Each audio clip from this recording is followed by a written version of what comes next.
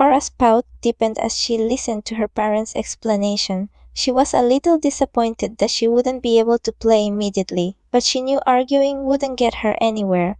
Instead she sighed, her eyes lowering disappointment. "Okay," she said sulkily, her voice tinged with a hint of resignation. "We'll wait, but not for too long, right? We want to play soon."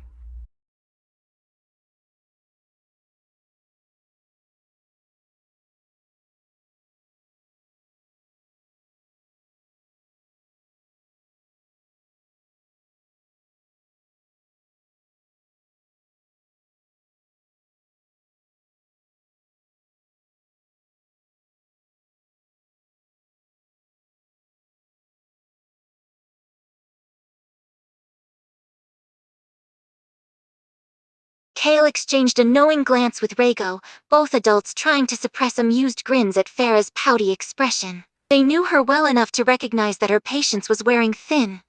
"We promise, Farah," Rego responded, his voice reassuring but firm.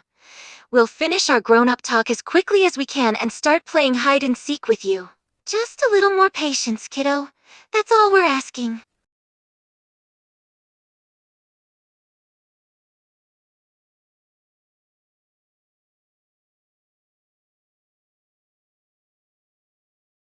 Farah's pout persisted for a few moments more, but the reassurance in her parents' voices gradually soothed her frustration. Her eyes gradually lifted, the pout on her face morphing a small but hopeful smile. "Okay, I'll wait." She nodded reluctantly, a hint of impatience still lingering in her voice but a glimmer of obedience shining through. "But you better not take too long."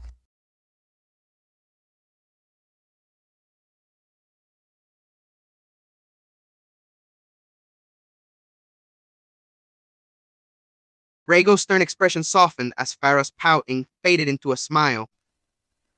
He knew her well, recognizing that her initial frustration had given way to a small but real glimmer of cooperation. His brows slightly raised in amusement as she stressed the not too long part. He leaned down, cupping her chin gently between his fingers to look her in the eyes. "Don't worry, we'll be done soon, mi niña. Just be a good girl and wait a little longer for us, okay? Can you do that for me? Can you be patient for Papa?"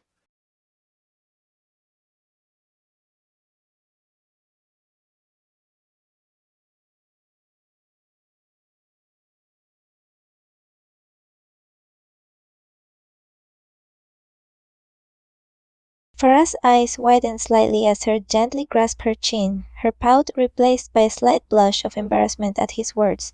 Although she initially wanted to protest against the idea of waiting, the soothing tone in his voice and his warm and firm grip made her in agreement, unable to refuse his affectionate yet slightly authoritative request. "Yes, Papa, I can be patient." "I'll be a good girl and wait for you," replied softly, the touch of obedience mingling with a hint of underlying impatience.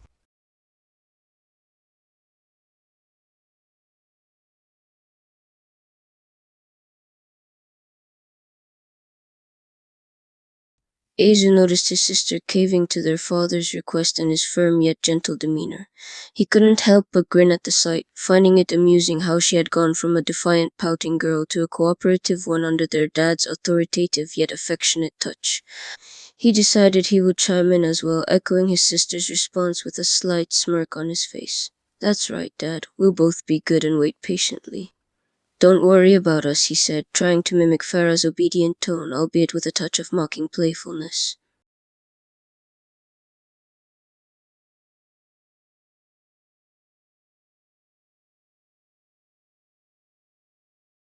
Liam stood by silently, listening to his older siblings exchange witty banter with their parents.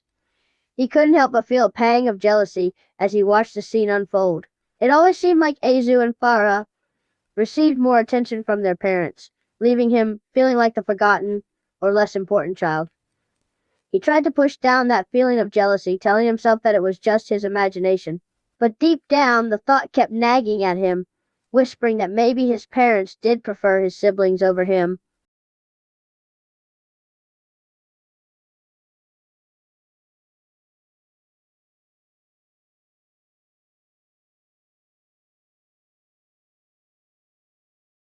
Hale, with her motherly intuition, noticed Liam standing there quietly, a hint of melancholy in his eyes. She knew her children well, and she could sense the slight pang of jealousy in Liam's expression. Kale's gaze softened as she looked at her youngest child. She reached out and gently beckoned him over, her voice gentle. "Hey, Liam, come here," she called out softly.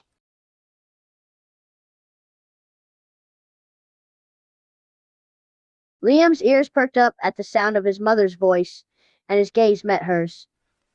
He hesitated for a moment, feeling a bit reluctant to approach. The jealousy and insecurity were still gnawing at his heart, telling him that he shouldn't intrude on the moment. But the gentle call of his mother was too tempting to ignore, and he took a few steps forward, his movements slightly hesitant. Approached, Kale's As Liam approached, Kale's expression softened even more. She reached out and gently pulled him into a warm hug, wrapping her arms around his small frame. She could feel the hesitation in his little body, and she knew that something was bothering her youngest child. She gently ran her fingers through his hair as she spoke, her tone compassionate and caring. "What's on your mind, sweetheart?" she asked quietly.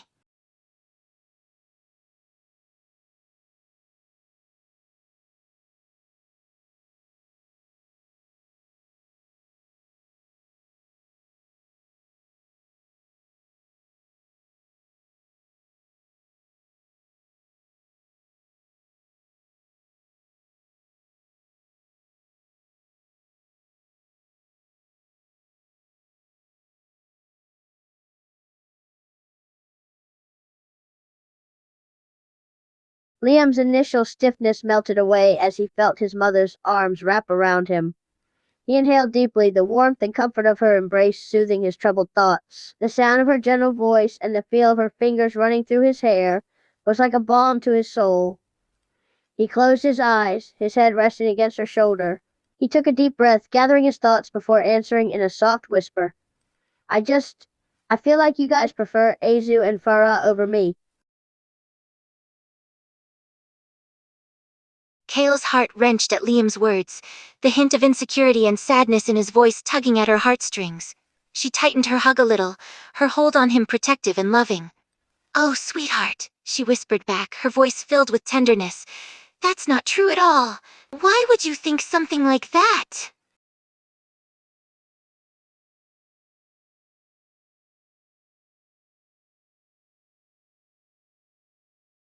Liam's shoulders slumped a bit as he nestled closer to his mom, his small hands clenching slightly at the fabric of her clothes as he clung to her. He felt a mixture of relief and vulnerability at finally voicing his insecurities out loud. "I dunno. You just always seem to give Azu and Farah more attention than me. It feels like I'm the forgotten one or something."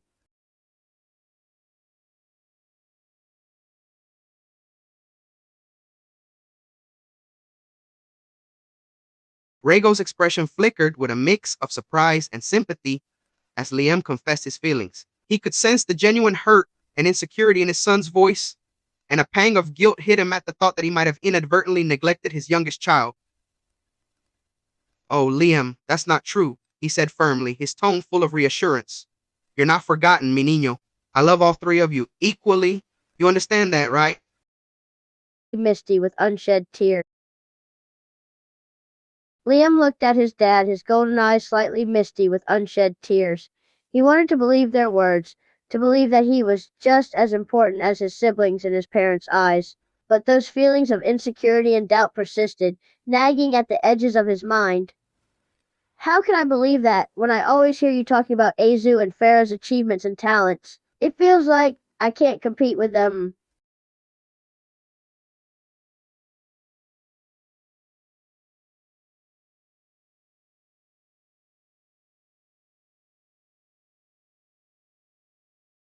Rhaego's heart sank further as he saw the misty look in Liam's eyes, a lump forming in his chest at the sight of his son's hurt and insecurities. He understood that words alone wouldn't fully assuage the doubts that seemed to plague his youngest child's heart. "Liam querido," he began warmly, gripping Liam's shoulders in his large hands. His voice was soft but firm, laced with sincere conviction. "You don't have to compete with your siblings. It's not a competition. You're unique, and your worth and value aren't defined by comparisons."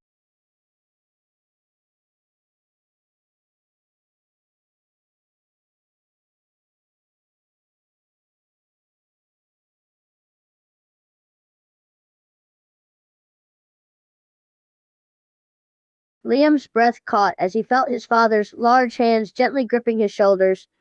The touch was both firm and reassuring, and it sent a wave of comfort throughout his small body.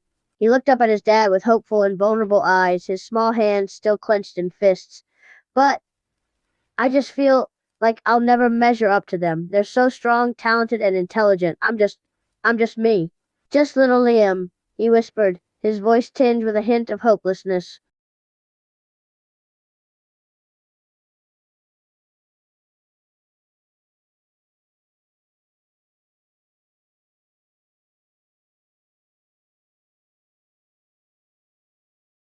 Kale's heart ached as she listened to Liam's words. She crouched down, joining the moment between her son and husband. Her eyes were filled with compassion and empathy as she spoke gently.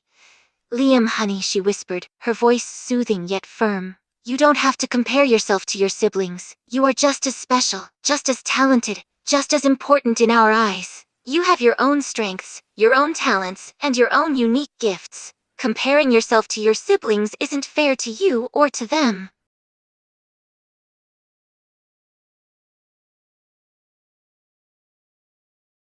Liam's eyes flickered between his mom and dad, taking in their words and the sincerity in their voices. He desperately wanted to believe them, but the stubborn voice of doubt still lingered in his mind. Then why does it feel like Azu and Farah are always the center of attention? Why do you always seem to talk about their achievements, their talents, and their strengths, but never mine?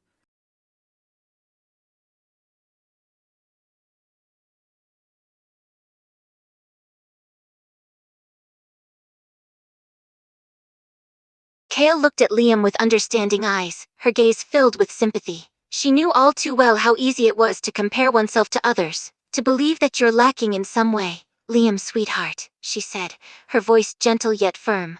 "Listen to me. You're not just little Liam. You are so much more than you believe. You have strengths, talents, and intelligence of your own that make you unique and valuable. Comparing yourself to your siblings isn't fair to you or to them. You shouldn't downplay your worth."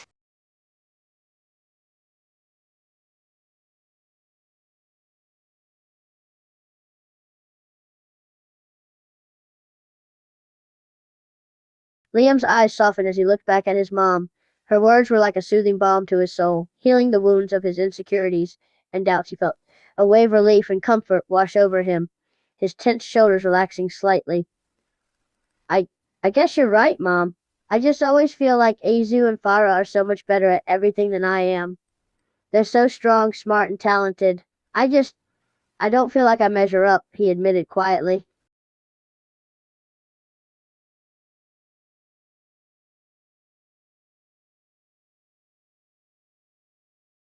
Kale's heart ached for her little boy. She could see the pain and self-doubt in his eyes, and it broke her heart. She reached out and pulled him closer, enveloping him in a warm, comforting embrace. "Oh, my poor sweetheart," she murmured, her voice filled with love and understanding. "You don't have to compare yourself to your siblings to find your worth. You're just as amazing in your own unique way. Your strength is different, your intelligence is unique, and your talents are all your own."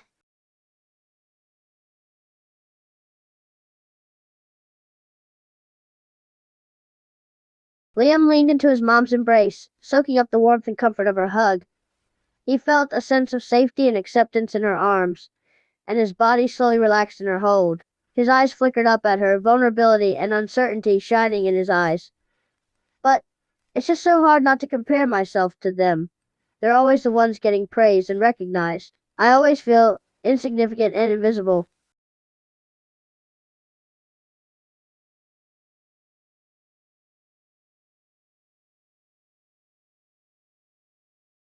Kale's heart ached at Liam's words, the pain and insecurity in his voice tugging at her heartstrings. She tightened her embrace, wanting to protect her little boy from his own self-doubt. "Liam, look at me." She carefully lifted his chin up, making him meet her gaze, and spoke softly but firmly. "You are not insignificant, and you're definitely not invisible. Your worth is not determined by how much attention you receive, or how often you're praised. Your worth is innate, just as it is for Azu and Farah."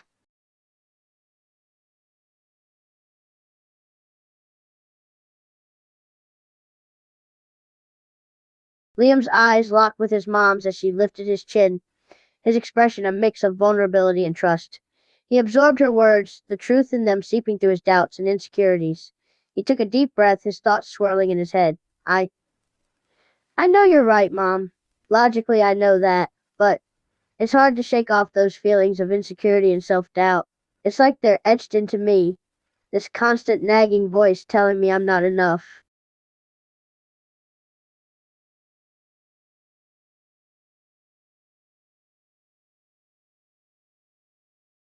Rhaego's features softened as he heard Liam's honest admission, and he could feel the struggle within his son as he grappled with his self-doubt and insecurities. I understand how you feel, my dear son, he responded, his tone gentle and compassionate. It's normal to have moments of insecurity, especially when you compare yourself to others. But you can't let them define you or determine your worth. You're much more than the whispers of self-doubt. You're intelligent, kind, and so incredibly talented in your own unique ways.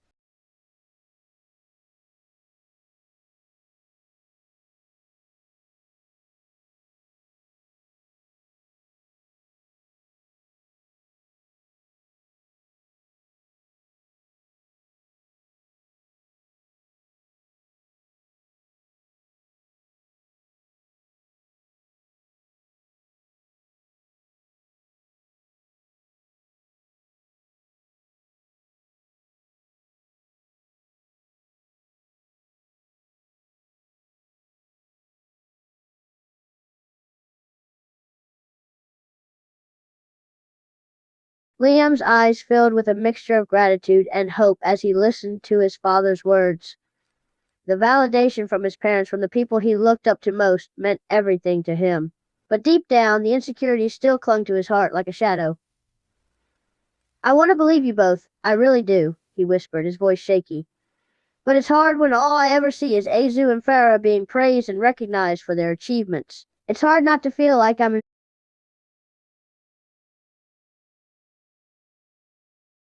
Liam's eyes filled with a mixture of gratitude and hope as he listened to his father's words. The validation from his parents, from the people he looked up to most, meant everything to him. But deep down, the insecurity still clung to his heart like a shadow. I want to believe you both. I really do, he whispered, his voice shaky. But it's hard when all I ever see is Azu and Farah being praised and recognized for their achievements. It's hard not to feel like I'm invisible in the shadows of their successes.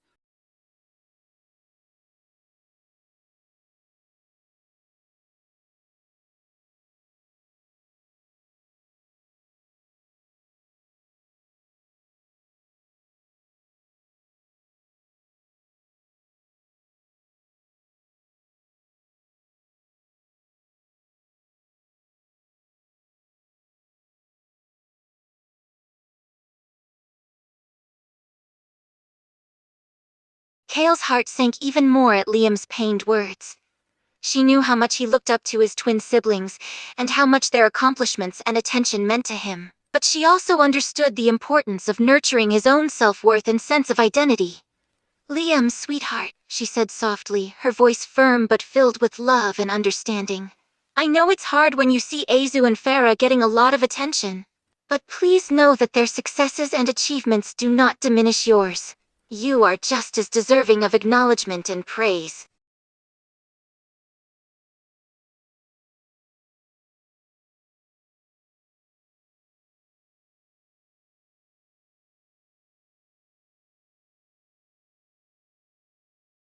Liam's eyes watered slightly at his mom's words.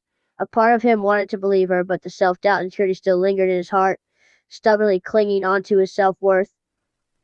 But what about all those times when I feel invisible next to them? When they're the ones who get all the spotlight? It feels like I'm just an afterthought, he whispered brokenly, the pain evident in his voice.